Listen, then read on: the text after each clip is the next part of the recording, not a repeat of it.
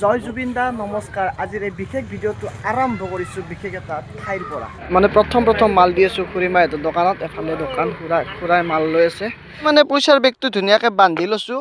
মানে কি গাড়ীত বান্ধি লোৱাৰ পিছত টেনশ্যন নাই আৰু বেগটো ইয়াতে থাকি যাব। আৰু জুবিন দাৰ নাম লৈ আজি যাত্ৰাটো আৰম্ভ কৰোঁ। মানে আমি যি মাল দিবা আহোঁ দোকানগিলাক মাল দিবা আহিলে মানে এনেকুৱা এটা সম্পৰ্ক হৈ যায় যে খুৰীমাইত যি মই বেলেগৰ দোকান মানে খুৰীমাইৰ দোকানত যি মাল দিওঁ যে মই বেলেগৰ দোকানত মাল দিবা আছোঁ সেই ফিলটো নহয় তাৰমানে নিজৰ ঘৰৰ দৰে ফিল হৈ যায়। মানে ব্যৱসায় কৰিলে সেনেকুৱা সম্পৰ্ক এটা হৈ যায় মানে দোকানীটোৰ লগত।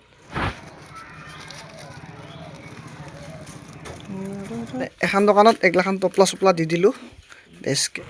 মানে খুৰীমাইক মাল দি আছোঁ।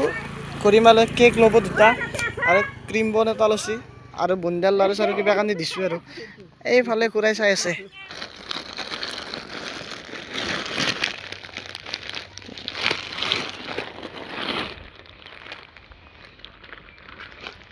এতিয়া মানে খুৰাৰ দোকানত 5টা জ্বালা কাটা দি দিলোঁ।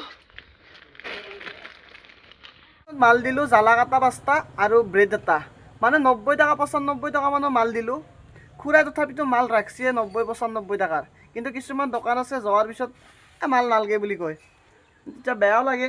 তথাপিও মানে এনেকৈ মানে দোকানে মাল দি মানে নিজৰ পেটটো পোহা ইমান সহজ কথা নহয় গাইছ।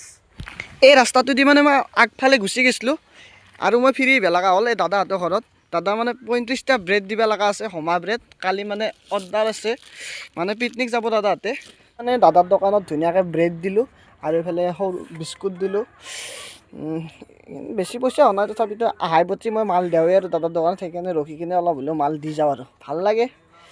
এই পাই গ'লোঁ নয়নদাৰ দোকানত মাল দিলোঁ, কেক দিলোঁ আৰু বা কি লৈ নয়নদাই লৈ আছে মাল। ফালে গাড়ী ৰখি খুৰাৰ দোকানতো আহি মানে এগলা মাল দিলোঁ, কেক দিলোঁ, বুন্দিয়াৰ লাৰু দিলোঁ আৰু ব্ৰেড দিলোঁ, সৰু টপলা চপলা দিলোঁ আৰু বঢ়িয়াকৈ। খুৰা তাতে হৈছে 413 টকা বিল।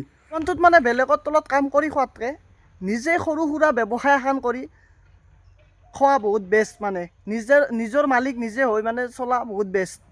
আৰু ময়ো সেনেকৈ মানে নিজে সৰু সুৰা ব্যৱসায় এখন কৰি চলি আছোঁ। আপোনালোকে ছাপোৰ্ট কৰিব আৰু যদি ভিডিঅ'টো চাই কিবা অলপ হ'লেও ভাল পালে লাইক এটা কৰিব। অন্য এটা ভিডিঅ'ত লগ পোৱাৰ আশাৰে বিদায় মাগিছোঁ। জয় আই অসম।